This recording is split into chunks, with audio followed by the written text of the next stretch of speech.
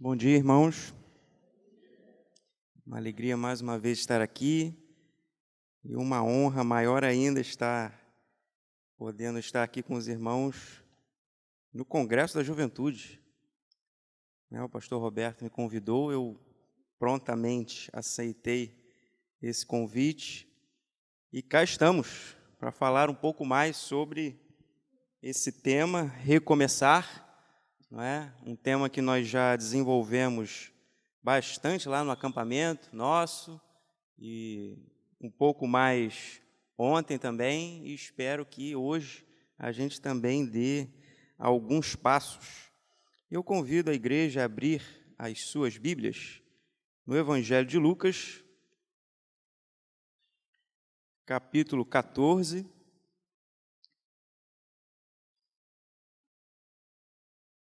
Nós leremos do verso 25 ao 35.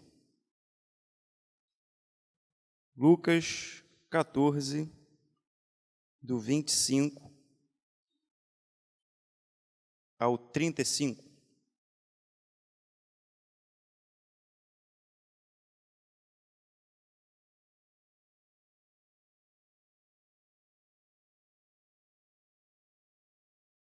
Diz o texto: uma grande multidão ia acompanhando Jesus. Este, voltando-se para ela, disse: se alguém vem a mim e ama o seu pai, sua mãe, sua mulher, seus filhos, seus irmãos e irmãs e até sua própria vida mais do que a mim, não pode ser meu discípulo. E aquele que não carrega sua cruz e não me segue, não pode ser meu discípulo. Qual de vocês, se quiser construir uma torre, primeiro não se assenta e calcula o preço para ver se tem o dinheiro suficiente para completá-la? Pois se lançar o alicerce não for capaz de terminá-la, todos os que a virem rirão dele, dizendo: este homem começou a construir e não foi capaz de terminar. Ou qual é o rei que, pretendendo sair à guerra contra outro rei, primeiro não se assenta e pensa se com 10.000 homens é capaz de enfrentar aquele que vem contra ele com 20.000? Se não for capaz, enviará uma delegação enquanto o outro ainda está longe e pedirá um acordo de paz. Da mesma forma, qualquer de vocês que não renunciar a tudo o que possui não pode ser meu discípulo. O sal é bom, mas se ele perder o sabor, como restaurá-lo? Não serve nem para o solo, nem para adubo, é jogado fora. Aquele que tem ouvidos para ouvir, ouça. Amém. Irmãos, nós estamos aqui diante de uma daquelas típicas ocasiões em que Jesus está cercado por uma grande multidão. E normalmente, quando nós lemos esses episódios, nos evangelhos, nós podemos assim ter certeza de que alguma coisa vai acontecer ali, enquanto Jesus está junto à multidão, alguma coisa muito interessante vai acontecer. Então, quando você começa a ler o texto e você vê ali que uma multidão seguia Jesus, você atente aí, porque alguma coisa está prestes a acontecer. E nessa ocasião não é diferente. Mas uma característica interessante sobre essa multidão, especificamente, que seguia Jesus aqui nessa passagem, o verso 1 do capítulo 15 nos informa uma coisa. Esse verso diz que publicanos e pecadores é que se reuniam para ouvir Jesus. Portanto, essa multidão que cercava Jesus nesse momento era uma multidão composta, em grande parte, pelo menos, por publicanos e pecadores, ou seja, pessoas que ainda não haviam ouvido sobre a mensagem do Evangelho, sobre a mensagem da cruz. Mas por que esse fato é relevante? Porque se você prestou atenção minimamente no texto que nós lemos, o teor da mensagem de Jesus aqui é bastante pesado, principalmente levando em conta que ele está se referindo a não cristãos. E quando nós pregamos o evangelho para pessoas que não são crentes, normalmente a gente costuma falar de uma maneira convidativa, não é? Dizendo que o evangelho é boa nova, é esperança, é salvação, é graça de Deus, é nova vida em Cristo, e que o Senhor tem para nós planos maravilhosos, não é isso que a gente faz? Mas a mensagem de Jesus aqui é bastante diferente. Jesus chega para aquela multidão e diz o seguinte: olha, vocês estão aqui me seguindo, eu vou para cá, vocês vão para lá também, mas aquele que me segue, se não ama a mim mais do que ao seu marido, a sua esposa, os seus filhos, seus irmãos, mais do que a si próprio, não pode ser meu discípulo. E o texto, o verso 26, que é onde Jesus fala isso, a nossa Bíblia, pelo menos na minha versão aqui, já é uma palavra dura. Mas o sentido no original é pior ainda.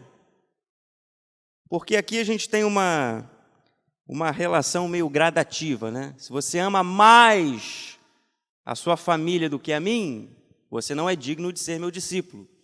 Mas o sentido no original é muito mais pesado. Você vai encontrar lá um verbo grego chamado missó.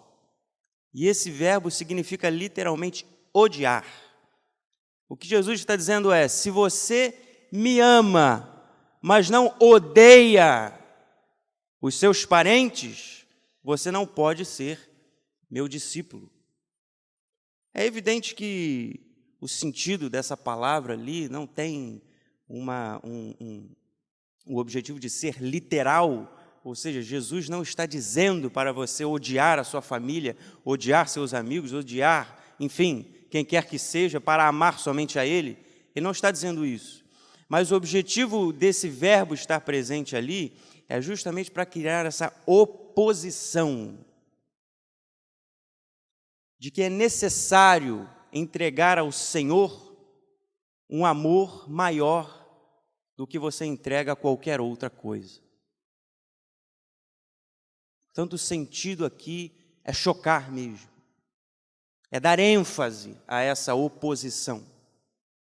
O amor que você dá a Deus, o amor que você dá a Cristo, não pode ser igual, não pode ser o mesmo, não pode estar na mesma régua do amor que você dirige a qualquer coisa, nem aos seus parentes mais próximos, nem aos seus próprios filhos, nem a você mesmo. Portanto, o que Jesus está dizendo é que o amor que nós devemos a Ele é um amor de outra natureza. Mas que amor, afinal de contas, é esse com que Jesus pede que nós o amemos? Roberto, pega uma água lá para mim, por favor. Mas que amor é esse que Jesus pede de nós? Um autor chamado C.S. Lewis, ele escreveu um livro chamado Os Quatro Amores. E nesse livro, ele faz uma... Valeu, obrigado. Ele faz uma distinção entre duas categorias de amor, que a gente vai trabalhar um pouco nesse momento. Ele fala do amor doação e do amor necessidade. O que são esses dois amores? O primeiro, o amor doação, é aquele amor que se entrega voluntariamente, gratuitamente, em prol exclusivamente do bem do amado, sem buscar nada em troca. É aquele amor que se doa, que se entrega. É aquela pessoa que ama sem interesse, que se entrega sem buscar absolutamente nada em troca. Ama porque ama. É um amor puro. Não é um amor motivado por nada a não ser o próprio amor. Ao contrário, o amor necessidade, ele é um pouco diferente. Porque é um amor que, na verdade, é motivado pela necessidade. É um amor que ama porque precisa amar. É um amor que ama porque se move a uma carência, por uma carência. É um amor que expõe a nossa pobreza. Nós amamos porque precisamos de alguma coisa. Eu preciso de você, então eu te amo, porque você tem aquilo de que eu preciso. E se nós pararmos assim 2 segundos para pensar,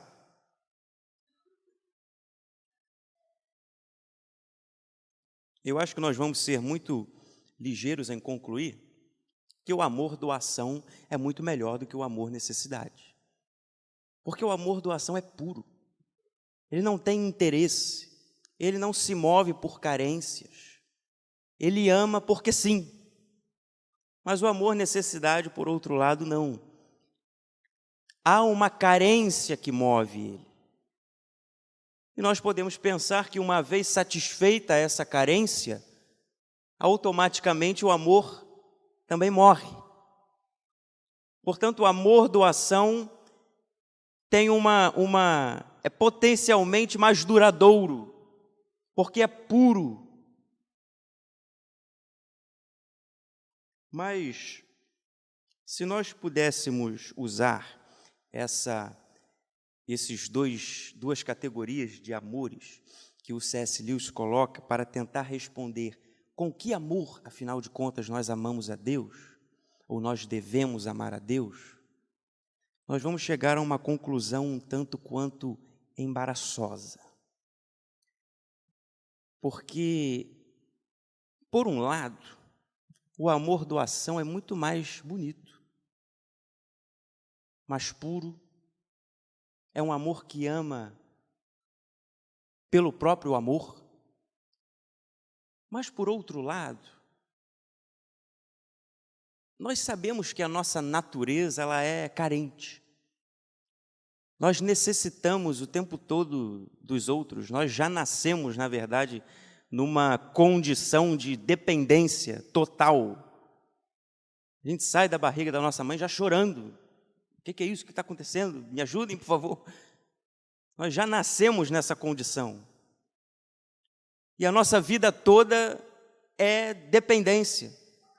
Você pode estar aí já com os seus 20, 30, 40, 50, 60 anos e você permanece dependente dos outros. A nossa vida é uma eterna carência. Deus, por outro lado, é a plenitude absoluta. É aquele que não precisa de nada. É aquele que não carece de nada. É aquele que tem todas as coisas. Portanto, se nós respondêssemos a pergunta, com que amor nós devemos amar a Deus? Ah, Daniel, com amor doação, porque ele é mais bonito, ele é mais perfeito, mais excelente. Mas a minha pergunta para você é, o que você tem para doar? O que é que você tem para dar? E não é para doar ao seu próximo, é para dar a Deus. O que você tem para dar a Deus? Ah, Daniel, eu tenho a minha vida, né? E quem foi que disse que Deus precisa da sua vida? Deus é aquele que tem todo o poder.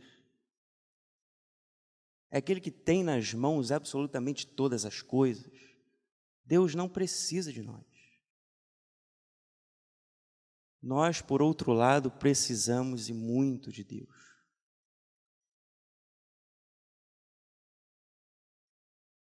Por essa razão, nós não podemos responder a pergunta com que amor devemos amar a Deus, senão dizendo com amor necessidade.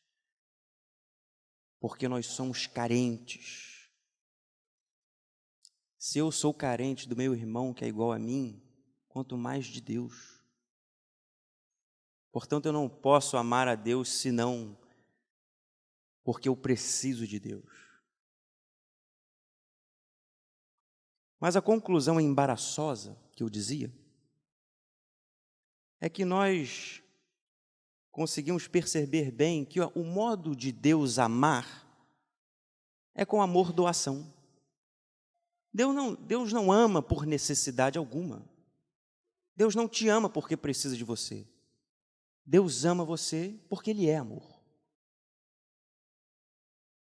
Portanto, nós amamos a Deus de um modo mais distinto do que é o amor de Deus por nós. Essa é a conclusão embaraçosa.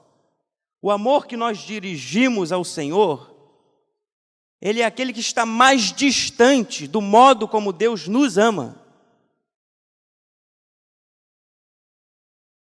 O nosso amor é motivado pela carência, pela necessidade, porque nós precisamos, porque algo nos falta. Mas em contrapartida, Deus nos ama porque Ele é puro amor.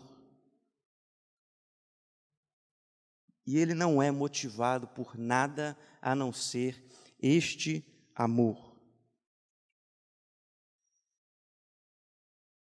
Deus não precisa de mim, Deus não precisa de você, mas nós precisamos imensamente do Senhor.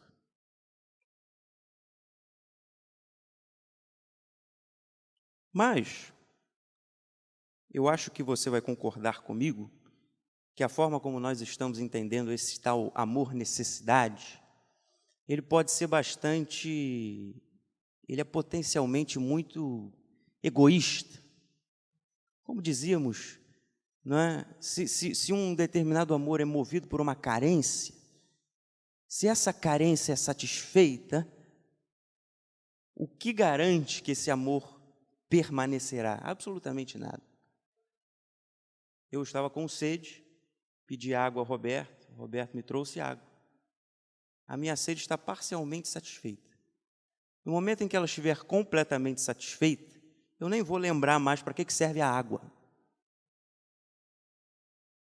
Eu acho que você já passou por essa experiência de você estar com uma sede enorme e você chega em casa, enche um copo de 2 litros e você manda tudo para dentro. E quando você chega nem na metade, você já está querendo jogar aquela água fora, que você não aguenta mais.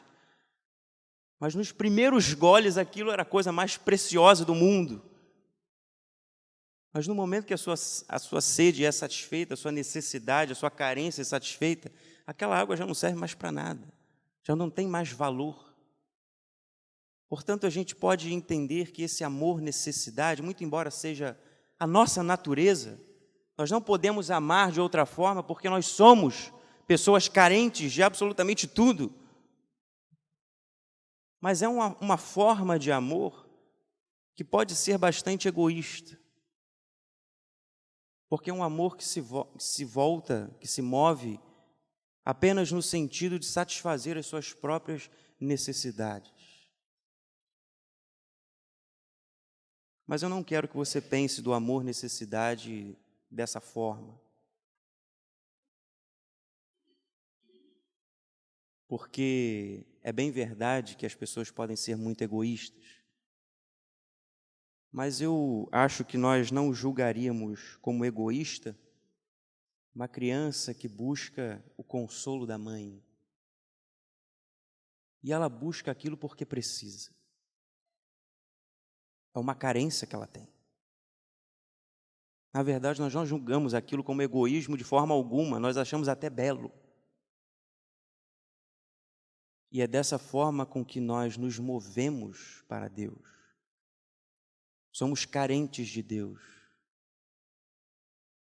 Mas a nossa carência é uma carência que só pode encontrar satisfação no Senhor. Portanto, há uma motivação para essa necessidade que é santa, que é justa, que é legítima. Muito embora o nosso coração possa ser muito egoísta, ainda há um traço nele que busca pela verdadeira satisfação em Deus. Portanto, o nosso amor é um amor necessidade, porque precisa do Senhor, mas porque sabe que apenas no Senhor nós podemos obter a verdadeira satisfação. Amém, irmãos? Mas ainda há um segundo ensino que nós podemos extrair desse texto.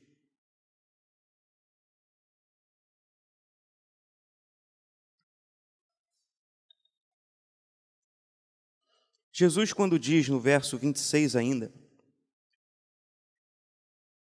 que não pode ser seu discípulo aquele que não o ama mais do que ama aos seus parentes, além de estar estabelecendo tudo isso que nós conversamos até aqui, Jesus também está nos alertando para um perigo que eu acredito ser um grande perigo na nossa realidade atual. Porque há aqueles que consideram o fato de amarem suficiente para legitimar e justificar o seu amor.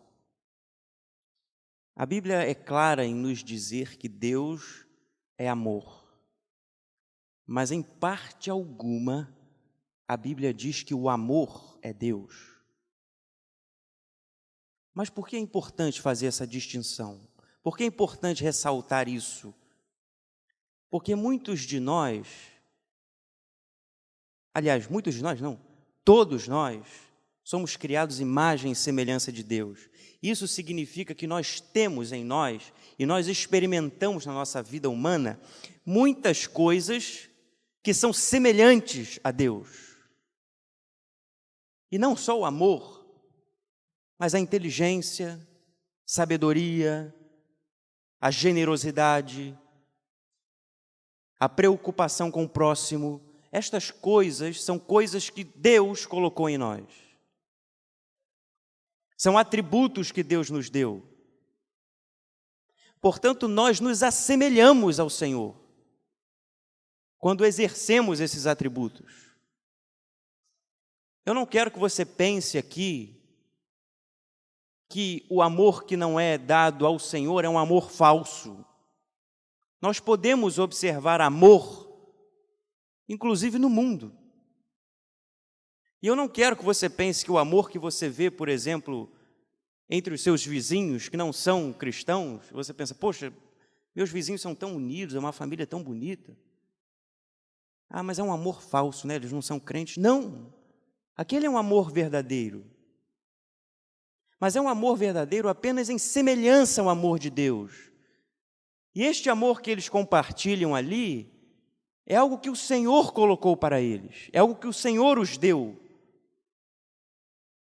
Portanto, nós podemos, nas nossas experiências humanas, manifestar atributos semelhantes aos atributos de Deus. E o amor é um deles. Nós amamos.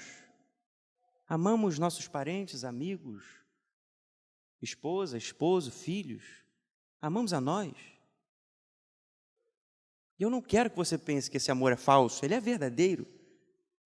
Porque não há amor verdadeiro que não venha do Senhor. Mas o ponto é que muitos de nós, no momento em que somos movidos por um amor, digamos, avassalador, há uma tendência no nosso coração de dar a este amor uma justificativa divina. Eu não sei quantos dos irmãos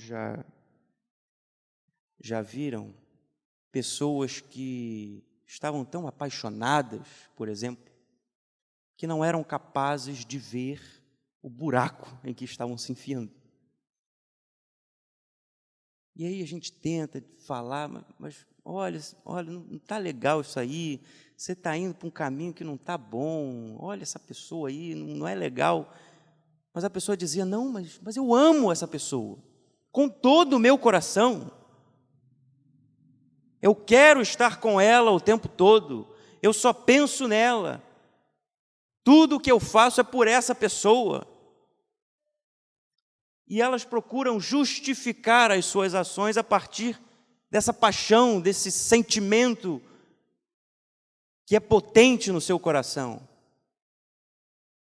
Como se o simples fato de sentir isso legitimasse as suas ações.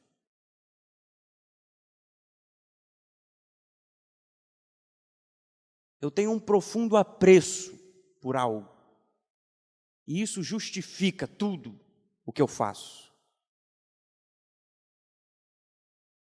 Nós estamos num tempo complicado e que nós, às vezes a gente ri porque tem coisas engraçadas mesmo, mas nós vivemos num tempo presente no Brasil em que as pessoas estão saindo às ruas em nome de um pretenso amor à pátria,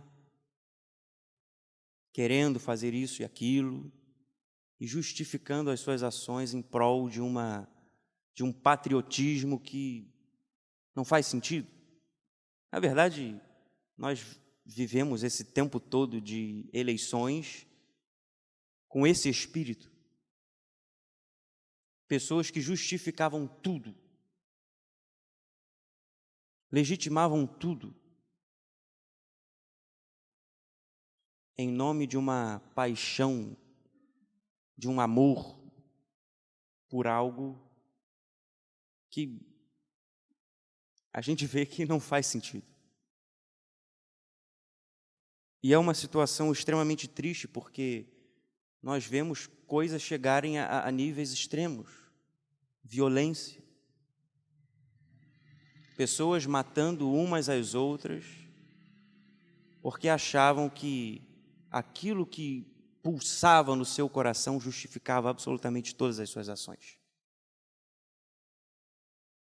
Mas Jesus, ao dizer essas palavras, nos alerta para o seguinte: muito embora o amor que você tenha pelos seus parentes, muito embora o amor que você tenha por qualquer coisa que seja, este amor sozinho não te aproxima de Deus. Esse amor que você tem te aproxima de Deus apenas porque ele é semelhante a Deus. Porque ele se assemelha a Deus. Porque Deus te deu esse atributo de amar. Mas o amor que eu quero de você não é o amor apenas que se assemelha a Deus, mas é o amor que se aproxima genuinamente de Deus. Porque se assemelhar a Deus não é uma coisa que nós buscamos. O Senhor nos fez semelhantes a Ele. Se você ama, é porque Deus te deu essa capacidade de amar. Mas, ao contrário, o amor que nós damos a Deus, este amor precisa ser despertado. Jesus estava falando a uma multidão que não amava a Deus. O amor a Deus precisa surgir em nós, ou ao menos retornar em nós.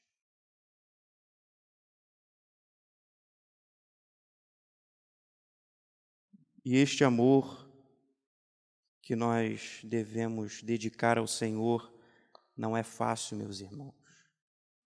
Tanto é que Jesus, no verso 27, vai trazer uma imagem que naquela época era bastante dura. Ele vai dizer: e aquele que não carrega a sua cruz e não me segue não pode ser meu discípulo. Portanto, amar a Deus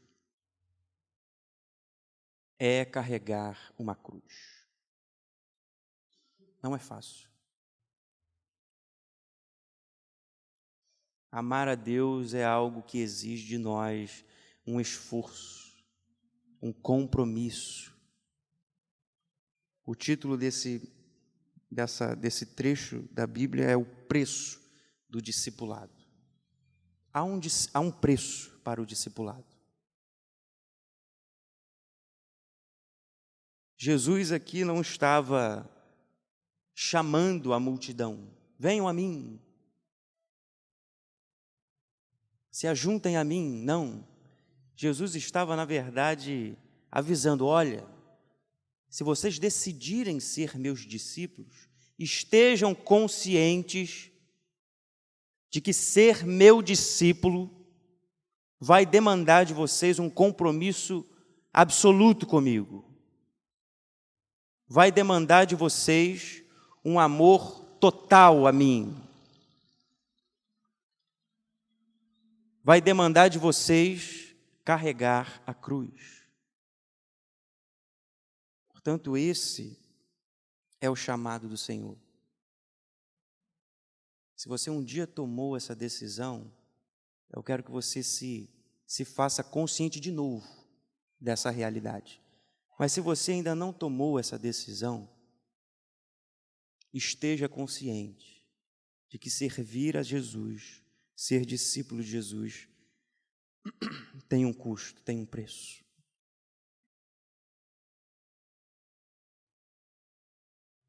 Mas amar a Jesus é a maior de todas as decisões que nós podemos tomar na nossa vida. Amém, meus irmãos? Vamos orar, que esta palavra possa ir de encontro ao seu coração.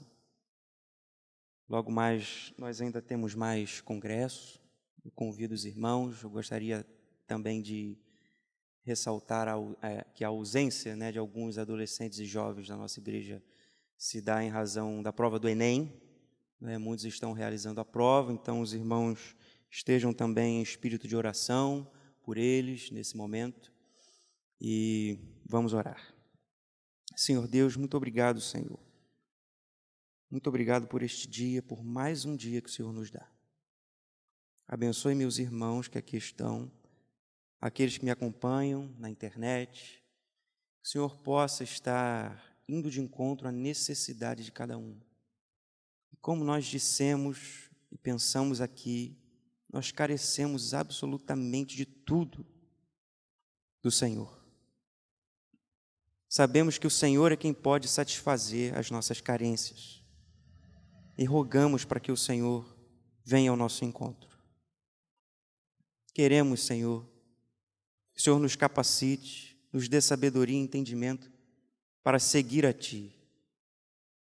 Sabemos que é uma caminhada difícil, árdua, mas estamos na melhor companhia, que é o Senhor, o nosso Deus, o nosso sustentador. Que o Senhor tenha misericórdia das nossas falhas, nossos pecados, nossas faltas para contigo.